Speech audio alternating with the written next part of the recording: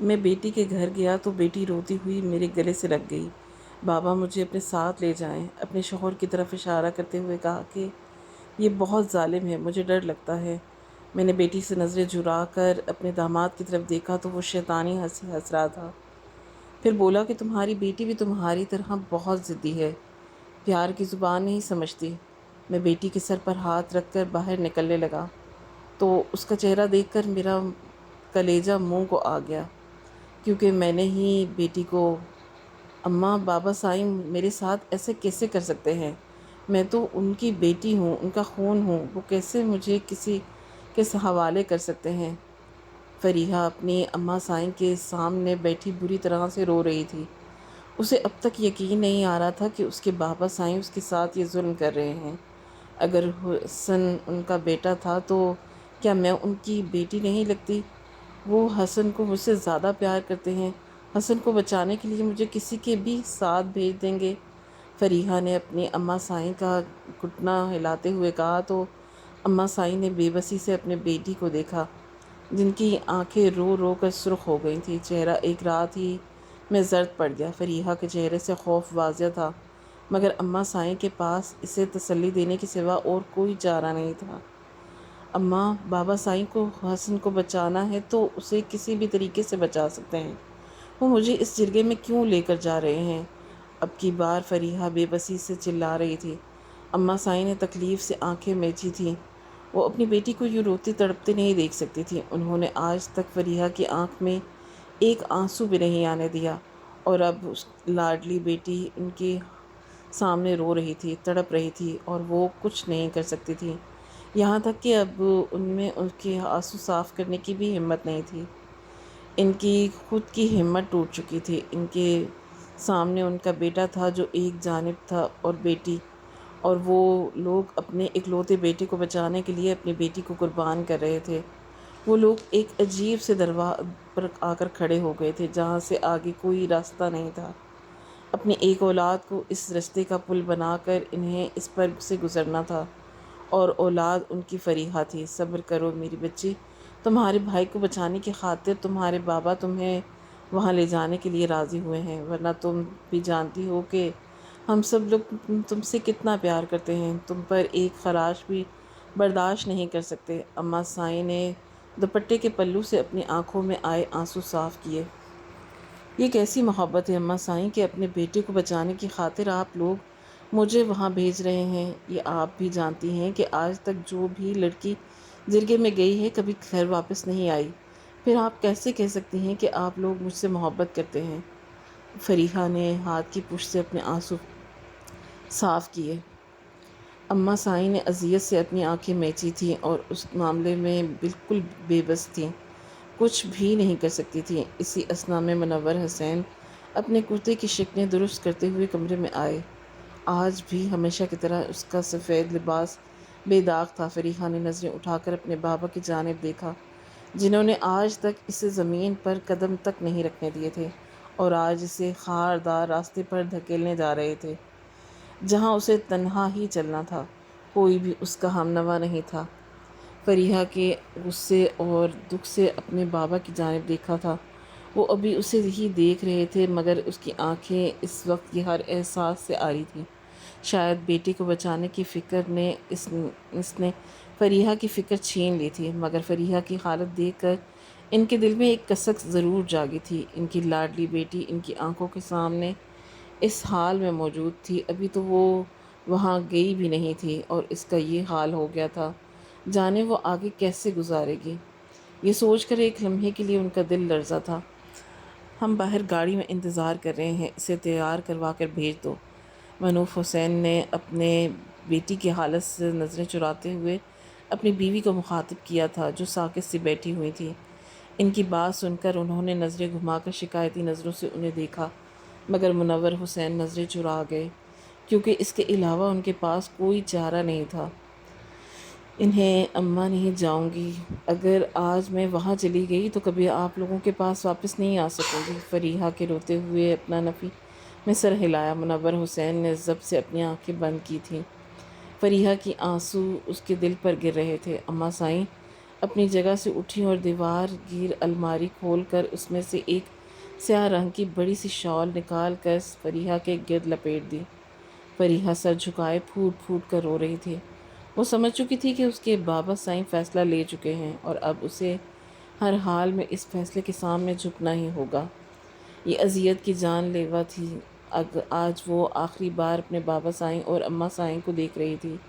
شاید اس کے بعد وہ ان دونوں کو کبھی نہیں دیکھ سکے گی، اس حویلی میں دوبارہ کبھی قدم بھی نہ رکھ سکے گی۔ فریحہ کا دل کسی پتے کی مانند لرز رہا تھا۔ وہ بڑی مشکل سے اپنی جگہ سے اٹھی تھی اور اپنے بابا سائیں کی تقلید میں قدم بڑھا رکھی تھی۔ اماں سائیں نے آگے بڑھ کر ایک آخری بار اپنی مانو کی بیٹی کو اپنے سینے سے لگانا چاہا، مگر فریحہ ان سے 2 قدم دور ہٹ گئی۔ اس کی پھیکی ہوئی باہیں پھیلی ہوئی رہ گئیں۔ اگر وہ لوگ چاہتے تو فریحہ کو اپنے بھائی کے لیے قربان نہ کرتے، ایسا ہی صحیح، مگر پھر وہ کبھی پلٹ کر ان لوگوں کی جانب نہیں دیکھے گی۔ وہ فیصلہ کر چکی تھی۔ اپنی ماں کی ممتا کو پیاسی چھوڑ کر فریحہ کمرے سے باہر نکل آئی۔ اماں سائیں کے روتے اور سسکتے آوازیں باہر تک آ رہی تھیں۔ کچھ دیر بعد فریحہ اپنے بابا سائیں اور بھائی کے ساتھ جرگے میں مردوں کے سامنے کھڑی تھی۔ اس کی نگاہیں جھکی تھیں۔ اس میں اتنی ہمت نہیں تھی کہ وہ سر اٹھا کر سب کی جانب دیکھ سکتی۔ وہ جانتی تھی کہ اس جرگے میں موجود ہر آدمی کو وہ نگاہوں کا مرکز بنی ہوئی تھی۔ کچھ لوگ اسے ہمدردی سے دیکھ رہے تھے تو کچھ لوگ اس کا مذاق بنا رہے تھے۔ فریحہ کا سر اتنا جھکا ہوا تھا کہ کوئی بھی بآسانی اس کے چہرے کی جانب نہیں دیکھ سکتا تھا۔ فریحہ نے اپنے کالے رنگ کی چادر کو مزید اپنے چہرے پر کھینچ لیا۔ وہ خود کو سب کی نظروں سے چھپانا چاہتی تھی، وہ یہاں بھاگ جانا چاہتی تھی، مگر یہ سب ممکن نہیں تھا۔ منور حسین، تمہاری بے عزتی پر، بے غیرتی پر حیرت ہے۔ تم اپنے بیٹے کو بچانے کی خاطر اپنی بیٹی کو اس بھرے مجمع میں لے آئے ہو۔ فرحاد ہاشم کو جانے کیوں فریحہ کا جرگے میں دیکھ کر غصے میں آ گیا۔ اسے منور حسین سے یہ امید بالکل بھی نہیں تھی۔ فرحاد ہاشم تو اس کے بیٹے کے خون کا پیاسا تھا، مگر اچانک ہی منور حسین اپنی بیٹی کو جرگے میں لے آیا۔ میں خون بہا میں اپنی بیٹی تمہارے حوالے کرنے کو تیار ہوں، تم میرے بیٹے کو چھوڑ دو۔ منور حسین کے کندھے ڈھلک گئے۔ اپنے بیٹے کو بچانے کی خاطر وہ اپنے جگر کا ٹکڑا فرحاد ہاشم کے حوالے کر رہا تھا۔ کوئی ان کے دل سے پوچھتا کہ وہ اس وقت کیا محسوس کر رہے ہیں، اور اب بھرے مجمع میں انہیں بے غیرت ہونے کے لقب سے بھی نواز دیا گیا۔ حسن ایک ان کا بیٹا تھا، اگر اسے کچھ ہو جاتا تو ان کے بعد اس کا جائیداد کا والی وارث کون ہوتا، ان کی نسل کیسے چلتی؟ اسی وجہ سے وہ اپنے بیٹی کو فرحاد ہاشم کے حوالے نہیں کر سکتے تھے۔ فرحاد ہاشم اب منور حسین کے بیٹے کا کچھ بھی نہیں کر سکتا، کیونکہ وہ اپنی بیٹی اسے دینے کے لیے تیار تھا۔ فرحاد ہاشم اس کی اس حرکت پر پیچو تاب کھا کر رہ گیا۔ حسن جیغاڑ کے بھائی کو جان سے مار ڈالنے کے بدلے فرحاد ہاشم کو حسن کا خون چاہیے تھا، مگر منور حسین نے اپنے بیٹے کو بچانے کی ہر ممکن کوشش کی اور اس میں کامیاب بھی رہا۔ اب فرحاد ہاشم اس کی بیٹی کو خون بہا میں لینے کے سوا کچھ بھی نہیں کر سکتا تھا۔ فرحاد ہاشم نے غصے سے منور حسین کو گھورا تھا۔ ٹھیک ہے، میں بغیر نکاح کیے اس کی بیٹی کو اپنے ساتھ لے جاؤں گا۔ فرحاد ہاشم کی آواز جرگے میں گونجی تھی۔ ایک لمحے کے لیے سب کو سانپ سونگھ گیا تھا۔ فریحہ نے اس کی بات سن کر ایک جھٹکے سے سر اٹھایا، اس کی جانب دیکھا۔ فرحاد ہاشم فریحہ کے بالکل سامنے ہی بیٹھا ہوا تھا۔ اچانک ہی دونوں کی نظروں کا تصادم ہوا۔ فریحہ کی آنکھوں سے جھلکتا خوف فرحاد ہاشم کو ایک جانے کیوں اچھا نہیں لگا تھا۔ فرحاد ہاشم نے اس کی سہمی ہوئی ہڈنی وجود سے نظریں چرا لیں۔ فریحہ نے بے یقینی سے اپنے بھائی اور باپ کی جانب دیکھا۔ فرحاد ہاشم کی بات سن کر پل بھر میں ہی حسن کا چہرہ سرخ ہوا تھا، وہیں منور حسین کا سر بھی جھک گیا۔ وہ کیسے اپنی بیٹی کو بغیر نکاح کے کسی کے حوالے کر سکتا تھا؟ یہ سوچ ہی ان کے لیے جان لیوا تھی۔ جرگے میں یکدم ہی شور اٹھا اور ایک طرف سے چہمگوئیاں ہونے لگی تھی۔ ہر کوئی حیران تھا کہ فرحاد ہاشم ایسی بات کیسے کر سکتا ہے اور کیسے ایک لڑکی کو بغیر نکاح کے اپنے ساتھ رکھ سکتا ہے۔ کچھ لوگ درمیان میں بولے اور فرحاد ہاشم کو سمجھانے لگے، خون بہا میں لڑکی لینے کے لیے اس سے نکاح کرنا ضروری ہوتا ہے۔ اگر وہ خود اس سے نکاح نہیں کرنا چاہتا تو اپنے کسی ملازم سے اس کا نکاح کروا دے۔ مگر یہ بات فرحاد ہاشم کو بالکل بھی منظور نہیں تھی، اس لیے اس نے خود ہی فریحہ سے نکاح کرنے کی حامی بھری۔ کچھ دیر بعد ان دونوں کا نکاح ہو گیا اور فریحہ منور حسین سے فریحہ فرحاد ہاشم بن گئی۔ پل بھر میں ہی فریحہ کی دنیا اندھیر ہو گئی۔ اب وہ منور حسین کی بیٹی نہیں تھی کہ فرحاد ہاشم کی بیوی تھی جو خون بہا میں آئی تھی۔ فریحہ کی آنکھوں کے سامنے اندھیرا چھانے لگا۔ اسے پتہ ہی نہیں چلا کہ وہ کب ہوش و حواس کھو بیٹھی۔ اگر حسن اسے بروقت نہ تھام لیتا تو فریحہ زمین پر گر جاتی۔ اپنی بیٹی کی یہ حالت دیکھ کر منور حسین کا دل کٹ گیا۔ فرحاد ہاشم کے فریحہ کو بے ہوش ہوتے دیکھ کر تعصب سے منور حسین کی طرف دیکھا تھا۔ منور حسین اور حسن فریحہ کو ہوش میں لانے کی کوشش کر رہے تھے، مگر فریحہ کے ہاتھ پاؤں ٹھنڈے پڑ گئے تھے۔ اس لڑکی کو میری گاڑی میں ڈالو۔ فریحہ کو بے ہوش دیکھ کر فرحاد ہاشم نے اپنے ملازم کو آواز لگائی تھی۔ منور حسین نے تڑپ کر فرحاد ہاشم کی جانب دیکھا تھا۔ وہ کیسے فریحہ کو اس حالت میں اس کے ساتھ جانے دے سکتا تھا؟ ان کا کلیجہ منہ کو آ رہا تھا۔ میں اپنی بیٹی کو خود تمہارے گھر چھوڑ آؤں گا، اسے بس ہوش میں آنے دو، منور حسین نے بے بسی سے کہا۔ فرحاد ہاشم کے چہرے پر مسکراہٹ ابھری تھی۔ وہ منور حسین کی بے بسی دیکھ کر سمجھ گیا تھا کہ فریحہ اسے کس قدر پیاری ہے۔ فرحاد ہاشم نے ایک نظر بے ہوش ہو پڑی فریحہ پر ڈالی اور وہاں سے چلا گیا۔ کچھ دیر بعد فریحہ جو ہوش آ گیا تو فریحہ اپنے گھومتے سے ہوئے سر کو تھام رہی تھی۔ اسے ہوش میں آتے دیکھ کر منور حسین کو سکون کی سانس آئی۔ فریحہ نے ڈبڈباتی ہوئی نظروں سے اس کی جانب دیکھا اور ہم پھر نظریں پھیر لیں۔ کچھ دیر بعد وہ فرحاد حسن کی حویلی کے سامنے کھڑے تھے۔ فریحہ بھی گاڑی سے اتر گئی تھی۔ اس کے سر اٹھا کر اس حویلی کو دیکھا جو سفید اور سنہرے رنگ کے امتزاج سے بنی حویلی بے حد حسین تھی۔ منور حسین فریحہ کا ہاتھ تھام کر آگے بڑھے تھے۔ سامنے ہی فرحاد ہاشم کھڑا ہوا تھا۔ فریحہ نے سختی سے اپنے بابا سائیں کا بازو تھام لیا تھا۔ ساری زندگی وہ ان کی انگلی تھام کر ہی چلی تھی اور اب تو اچانک اسے خود سے جدا کر رہے تھے۔ وہ کیسے یہ سب برداشت کر لیتی؟ فریحہ منور حسین کی کمر کے پیچھے چھپ گئی تھی۔ اسے فرحاد ہاشم کو دیکھ کر ہی عجیب سا خوف لگ رہا تھا۔ فرحاد ہاشم نے غور سے اس چھوٹی سی لڑکی کی جانب دیکھا جو ڈری ہوئی سہمی ہوئی تھی، اپنے باپ کی اوٹ میں کھڑی تھی۔ منور حسین نے فریحہ کا ہاتھ تھام کر اسے اپنی کمر کے اوٹ سے نکالا۔ فریحہ خوف سے کانپ رہی تھی۔ بابا پلیز مجھے یہاں سے لے جائیں، میں یہاں نہیں رہ سکتی، مجھے یہاں سے نہیں لے جائیں، فریحہ کی فرحاد ہاشم کے چہرے کے پتھریلے تاثرات دیکھتے ہوئے کہا۔ فریحہ نے تڑپ کر گردن گھما کر اپنے بابا سائیں دیکھا۔ وہ اس کی طرف دیکھ کر نظریں چرا گئے۔ اس کی لاڈلی بیٹی اس وقت اذیت میں تھی اور وہ کچھ بھی نہیں کر سکتے تھے۔ پل بھر میں ہی فرحاد ہاشم کے ماتھے کی تیوریاں چڑھ گئی تھیں۔ اس نے اس وقت اپنی ملازمہ کو آواز دی اور وہ ملازمہ پل بھر میں ان کے سامنے آ گئی۔ اندر لے جاؤ اپنی چھوٹی بیوی کو، فرحاد ہاشم نے منور حسین کی آنکھوں میں نظریں گاڑتے ہوئے ملازمہ کو حکم دیا۔ نہیں بابا، میں یہاں نہیں رہنا چاہتی، آپ مجھے اپنے ساتھ لے جائیں، مجھ پر یہ ظلم مت کریں، فریحہ نے منور حسین کا بازو سختی سے تھامتے ہوئے روتے ہوئے کہا تھا۔ فرحاد ہاشم نے ضبط سے فریحہ کو دیکھا تھا۔ وہ لڑکی پل پل کا اس کا ضبط کا آزما رہی تھی۔ ملازمہ نے آگے بڑھ کر فریحہ کے اندر لے جانے کی کوشش کی، مگر فریحہ نے اس کا ہاتھ جھٹک دیا۔ بابا سائیں، مجھے یہاں نہیں رہنا، مجھے آپ کے ساتھ جانا ہے، آپ میرے ساتھ اتنا ظلم کیسے کر سکتے ہیں؟ فریحہ مسلسل ان کی منت سماجت کر رہی تھی۔ جب فریحہ کسی بھی صورت ملازمہ کے ساتھ اندر جانے پر راضی نہیں ہوئی تو فرحاد ہاشم غصے سے اپنی جگہ سے آگے بڑھا اور فریحہ کے سامنے کھڑا ہو گیا۔ اس نے ایک نظر روتی بھلکتی فریحہ کو دیکھا اور پھر منور حسین کی جانب دیکھا۔ تمہاری بیٹی بھی تمہاری طرح ہے، منور پیار کی زبان نہیں سمجھتی، اس طرح تو اس کے لیے بہت زیادہ مشکل ہو جائے گا، فرحاد ہاشم نے افسوس سے فریحہ کی جانب دیکھتے ہوئے کہا، اور پھر فرحاد ہاشم کا بھاری ہاتھ اٹھا اور فریحہ کے گالوں پر نشان چھوڑ دیا۔ اگر منور حسین فریحہ پر بروقت نہ تھام لیتا تو فریحہ منہ کے بل زمین پر گرتی، اور پھر فریحہ کا ہاتھ منور حسین کی گرفت سے چھڑوا کر وہ اسے اپنے ساتھ لیے اندر کی جانب بڑھنے لگا۔ منور حسین بے بسی سے آنکھیں میچ گئے۔ آنکھوں کے سامنے فرحاد ہاشم نے ان کی بیٹی پر ہاتھ اٹھایا تھا اور وہ کچھ نہیں کر سکتے تھے۔ اگر فریحہ اس کے نکاح میں نہ ہوتی تو وہ فرحاد ہاشم کا ہاتھ توڑ دیتے۔ مگر یہاں تو اپنے بیٹے کی وجہ سے وہ مجبور ہو گئے تھے۔ ان کے بیٹے نے ان کے ہاتھ باندھ رکھے تھے اور اس وقت فرحاد ہاشم کو کچھ نہیں کہہ سکتے تھے۔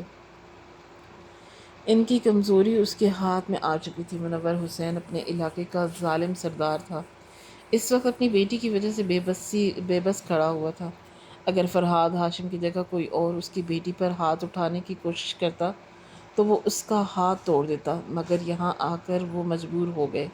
فرحاد ہاشم فریحہ جو بے دردی سے اپنے ساتھ گھسیٹتا ہوا اندر لے گیا اور منور حسین خالی ہاتھ وہیں کھڑا رہ گیا تھا۔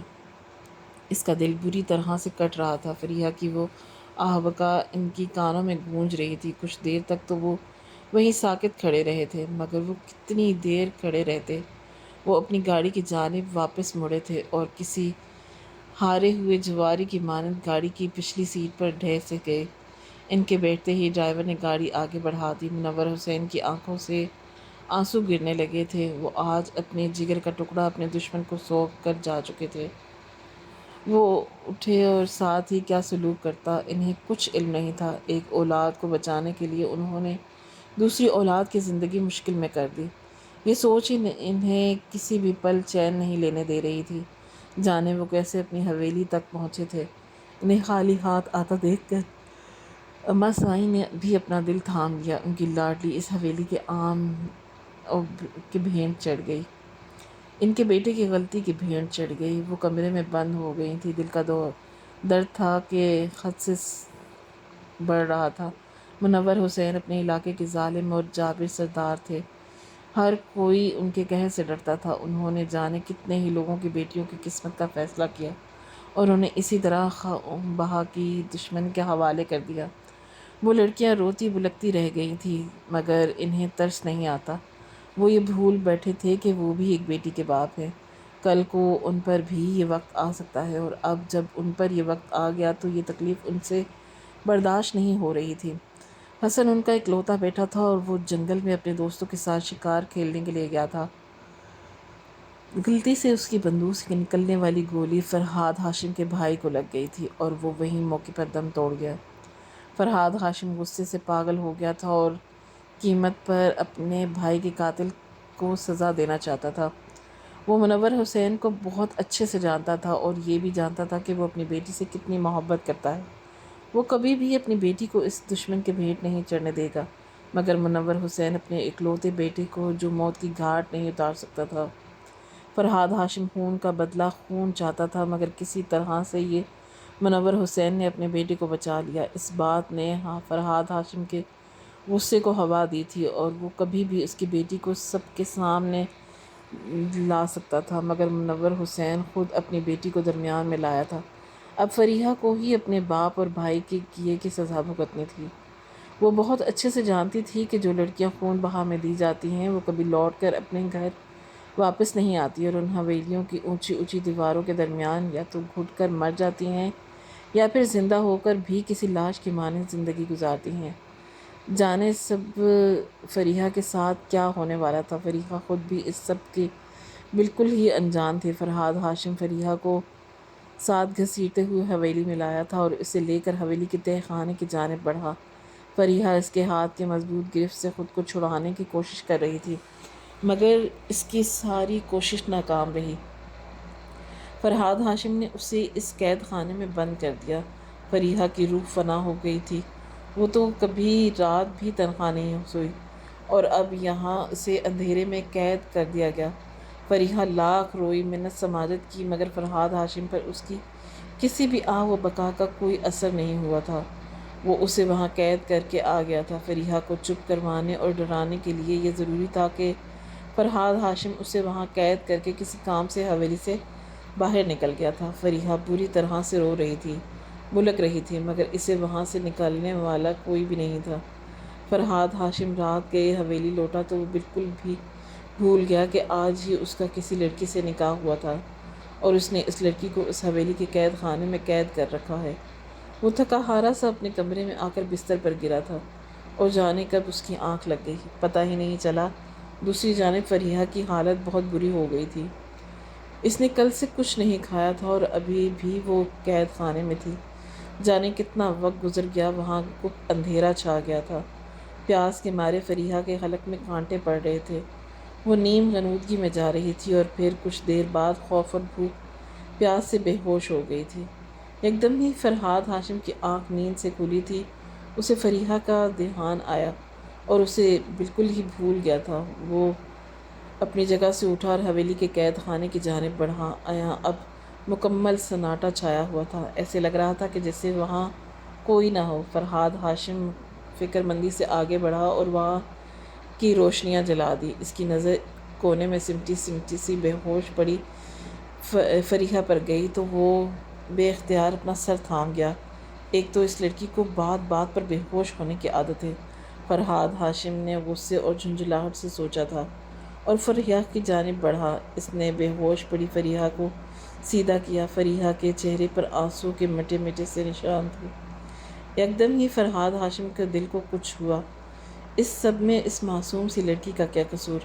اپنے بھائی کے کیے کی سزا کاٹنے یہاں آ گئی۔ فرحاد ہاشم کے فریحہ کو اپنے بازو میں بھرا اور اسے لے کر اپنے کمرے کی جانب بڑھا۔ آدھی رات کے وقت حویلی میں سناٹا چھایا ہوا تھا، ایسے میں فرحاد اسے لے کر اپنے کمرے میں آیا اور اسے اپنے بیڈ پر لٹایا۔ فریحہ کے ہاتھ پاؤں بالکل ہی سرد ہو رہے تھے۔ فرحاد کو سمجھ نہیں آ رہا تھا کہ وہ اسے کیسے ہوش میں لائے۔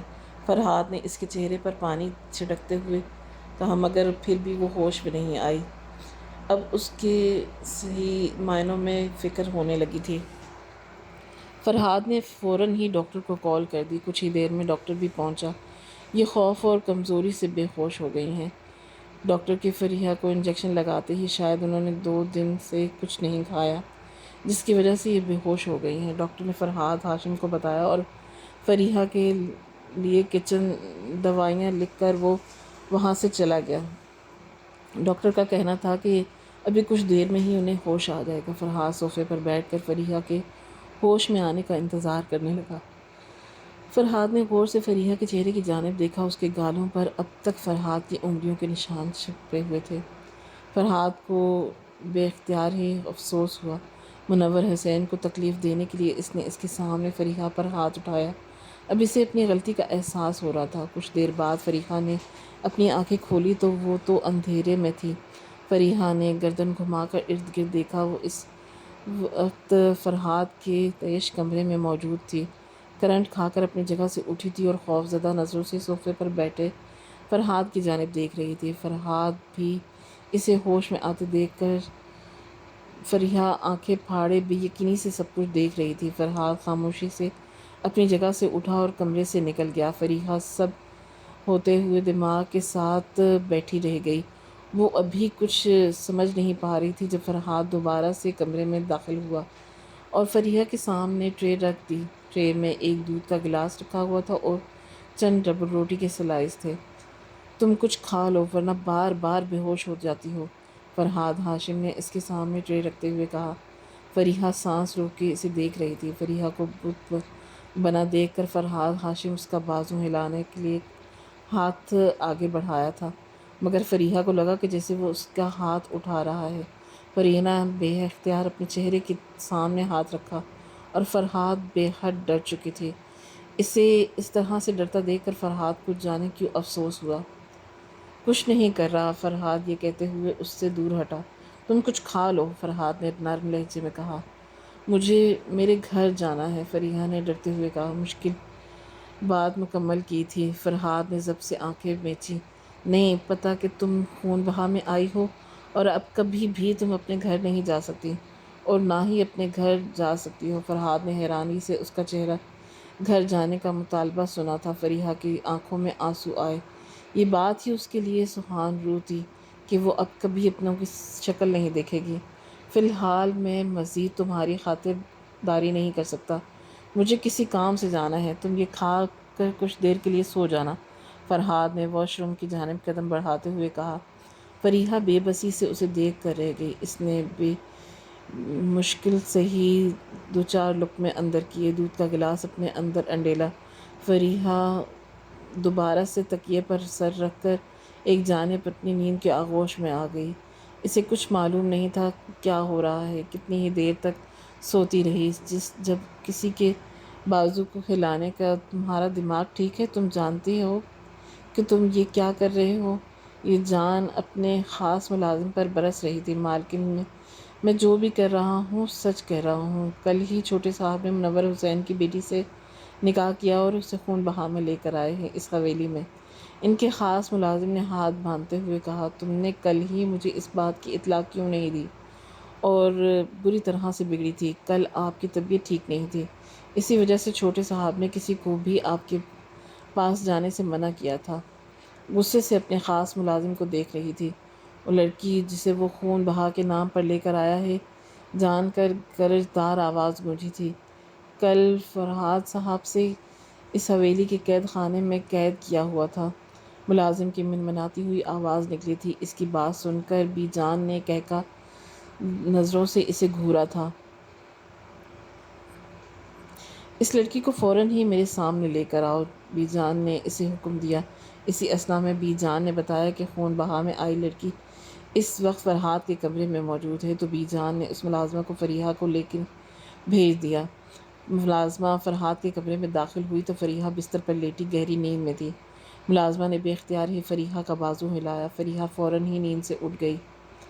وہی ملازمہ تھی جو کل فریحہ کو اندر لے کر آئی تھی، اور اسی کے سامنے فرحاد نے فریحہ کو ہاتھ تھپڑ بھی مارا تھا۔ فریحہ فوراً ہی اٹھی اور اپنے گرد اپنی شال بہت اچھے سے لپیٹی۔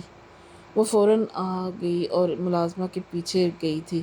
وہ نہیں جانتی تھی کہ اب اس کے ساتھ کیا ہونے والا ہے، مگر فریحہ خوف سے کانپ رہی تھی۔ اس کا چھوٹا سا دل کسی پتے کی مانند لرز رہا تھا۔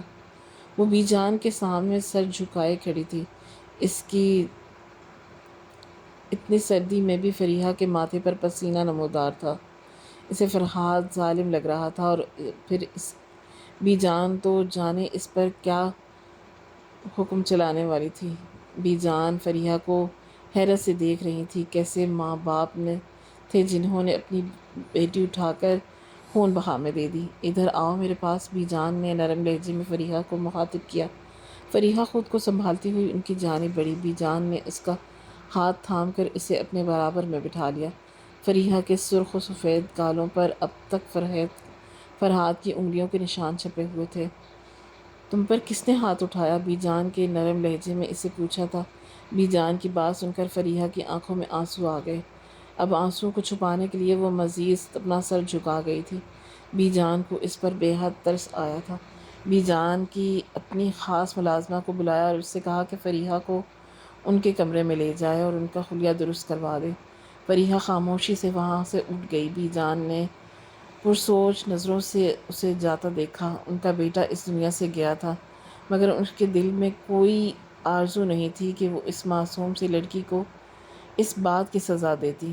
جب بھی انہیں اس وقت فرحاد پر غصہ آ رہا تھا، انہوں نے فرحاد کو روکا بھی تھا کہ کوئی ایسی حرکت کرنے کی ضرورت نہیں، مگر فرحاد نے ان کی ایک بات نہیں سنی۔ وہ ہمیشہ سے ایسا تھا، ہر بات اپنی منمانی کرتا۔ کچھ دیر بعد فرحاد ان کے سامنے کھڑا تھا۔ فرحاد، جب وہ لڑکا سہ کر رہ گیا تھا، اس کی تمہاری بھائی سے کوئی دشمنی نہیں تھی، وہ چھوٹی سی لڑکی ہے، اس کی کوئی غلطی نہیں۔ اس لڑکی کو خون بہا میں یہاں لانے کی کیا ضرورت تھی؟ بی جان کے غصے سے فرحاد سے پوچھا تو بی جان، میں اسی لڑکے کی جان لینے کے لیے وہاں گیا تھا، مگر منور حسین نے اپنے بیٹے کے بچانے کے لیے اپنی بیٹی کا نکاح مجھ سے کر دیا۔ تو میں ان کے بیٹے کی جان کے پیچھے پڑنے کی کیا ضرورت تھی؟ اس سے غلطی ہوئی تھی، اس نے جان بوجھ کر تو یہ سب کچھ نہیں کیا تھا۔ جب اپنے بیٹے کا خون معاف کر چکی ہوں تو تم نے یہ سب کچھ کیوں کیا؟ بی جان اس وقت فرحاد سے سخت خفا تھی۔ اس لڑکی کو واپس اس کے گھر چھوڑ کر آؤ، بی جان نے فرحاد کو حکم دیا۔ اس کا حکم سن کر فرحاد تذبذب کا شکار ہو گیا۔ میں اس لڑکی کو نکاح کر کے یہاں لایا ہوں، فرحاد نے اپنے بالوں میں ہاتھ پھیرتے ہوئے کہا۔ اس کی بات بی جان سے تھام کر رہ گئی۔ فرحاد، ہم نے تمہاری تربیت ایسی تو نہیں کی تھی، تمہیں اسی دن کے لیے اتنا پڑھایا لکھایا تھا کہ تم فرسودہ رسموں اور رواجوں میں پھنس جاؤ؟ میں نے ہمیشہ اس کے لیے تمہیں یہاں سے دور رکھا تھا۔ اگر تمہارے بابا جان کا انتقال نہیں ہوتا تو میں کبھی بھی تمہیں یہاں نہیں بلاتی، مگر تم نے یہاں آ کر اپنے بابا جان کی روایت کو ہی آگے بڑھایا۔ کل کو تنہا بیٹی پیدا ہو گئی، اور اگر کسی کو صورتحال میں تم بھی ایسے ہی پھنس گئے اور تمہیں بھی وہ تمہاری بیٹی دینی پڑی تو تم کیا کرو گے؟ آج تم جو بھی بو گے وہ کل وہی کاٹو گے۔ کسی کی بیٹی کو نہ تکلیف پہنچاؤ، کل کو تمہیں بھی تکلیف ہوگی۔ بی جان جیسے اسے سمجھاتے سمجھاتے تھک گئیں۔ فرحات کو اپنی غلطی کا احساس ہوا۔ تم نے اس معصوم لڑکی پر ہاتھ اٹھایا، تم نے ایک لمحے کو بھی نہیں سوچا کہ یہ تم کیا کر رہے ہو۔ بی جان کا غصہ کسی بھی صورت کم نہیں ہو رہا تھا۔ تم اس لڑکی سے نکاح کر چکے ہو تو پھر اس لڑکی کو اس حویلی میں اپنی بیوی کی حیثیت سے قبول بھی کرو، ورنہ میں خود اس لڑکی کو چھوڑ کر آؤں گی۔ بی جان نے غصے سے اس کو کہا۔ فرحات سر جھکائے وہیں پر کھڑا تھا۔ بی جان کے کرب سب اپنی آنکھیں موندی ہوئی تھی۔ وہ بھی خون بہا کے بدلے اس حویلی میں لائی گئی تھی۔ اس کے ساتھ مظالم کی داستان بہت لمبی تھی۔ جب وہ خون بہا میں آئی تھی تو جا کے جتنے عرصے تک وہ اس حویلی کے مکینوں کو ظلم سہتی برداشت کرتی رہی، یہاں تک کہ جس کے نکاح میں آئی تھی وہ شخص تک اس کی جانب نظر اٹھا کر نہیں دیکھتا تھا۔ بی جان نے اپنی زندگی میں بہت دکھ اور تکلیفیں دیکھی تھیں، اسی وجہ سے وہ اس رسم کے خلاف تھیں۔ اب ان کا بیٹا بھی یہی سب کچھ کر رہا تھا۔ فریحہ کے بھائی نے اس کے بیٹے کا خون کیا تھا، مگر پھر بھی وہ اس معصوم لڑکی سے نفرت نہیں کر پا رہی تھی۔ وہ اس لڑکی کے ساتھ نہ خود کوئی زیادتی کر سکتی تھی اور نہ ہی کسی کو کرنے کی اجازت دے سکتی تھی۔ انہوں نے فرحات کی تربیت ایسی نہیں کی تھی وہ اپنی ذات سے کسی کو نقصان پہنچائے۔ اس وجہ سے فرحات کو بھی افسوس ہوا کہ اس نے کیوں فریحہ پر ہاتھ اٹھایا۔ اس نے فریحہ پر ہاتھ صرف منور حسین کو تکلیف دینے کے لیے اٹھایا۔ فریحہ کو اس حویلی میں آئے 1 ماہ ہو گیا تھا۔ فریحہ وہاں فرحات سے دور رہنے کی کوشش کرتی تھی۔ اس کی کوشش ہوتی کہ فرحات کو اس کا سامنا نہ ہو۔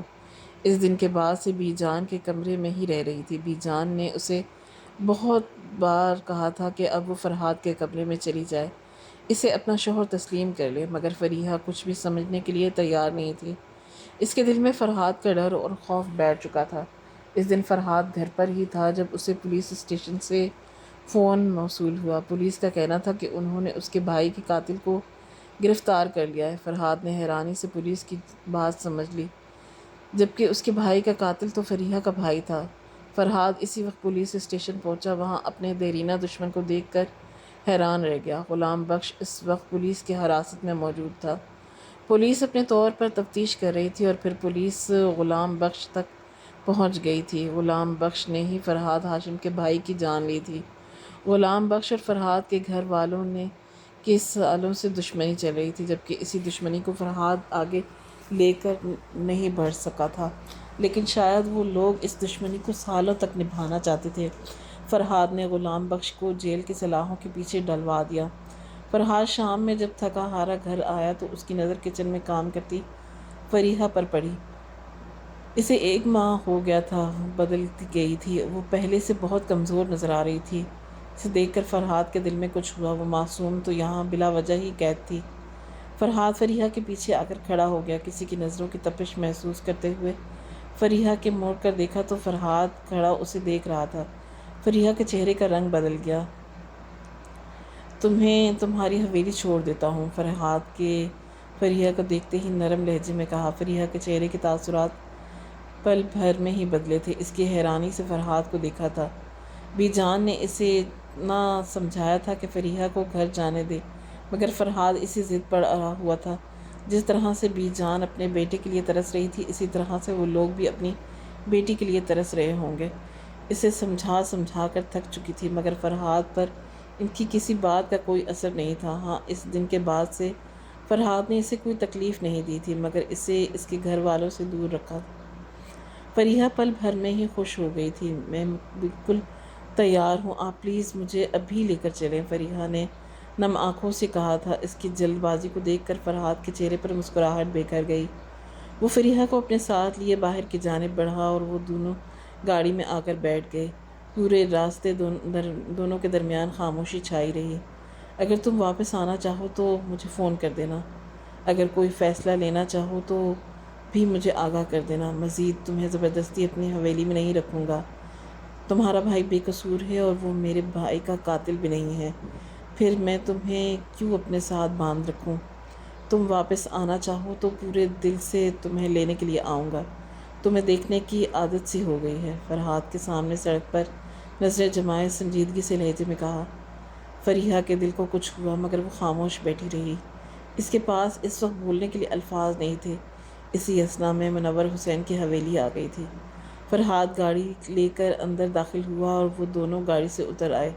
اتنے وقت فریحہ کو وہاں دیکھ کر وہ رک ساکت رہ گئے۔ فریحہ بے اختیار ہی اپنے بابا سائیں کے گلے لگ گئی۔ ہر ایک کی آنکھیں اشک بار تھیں۔ اماں سائیں بھی فریحہ کو خود سے لپٹائے رو رہی تھیں۔ فرحاد خاموشی سے واپس چلا گیا۔ فریحہ کو یہاں رہتے ہوئے 1 ہفتہ ہو گیا۔ اس نے اماں سائیں کو سب کچھ بتا دیا۔ اماں سائیں اس کی ساری بات سننے کے بعد سوچ میں پڑ گئی تھیں کہ اگر فریحہ کے ساتھ اس گھر میں کچھ برا نہیں ہوا تو یہ ان لوگوں کی اعلیٰ ظرفی تھی، ورنہ خون بہا میں آئی ہوئی لڑکیوں کے ساتھ مظالم کی ایک الگ ہی داستان لکھی جاتی ہے۔ اماں سائیں نے فریحہ کو سمجھایا کہ اسے اپنے گھر واپس جانا چاہیے اور فرحاد کو ایک موقع اور دینا چاہیے۔ اسی رات فریحہ نے فرحاد کو فون کیا اور فرحاد جیسے اسی کے فون کے انتظار میں تھا۔ آپ مجھے لینے کب آئیں گے؟ سلام کرنے کے بعد فریحہ نے فرحاد سے پوچھا تو فرحاد بے اختیار مسکرایا تھا۔ اب بارات کے ساتھ تمہیں لینے کے لیے آؤں گا۔ فرحاد نے بی جان جب خواہش کا اظہار کیا تو فریحہ کے چہرے پر شرمیلی سی مسکراہٹ بکھر گئی۔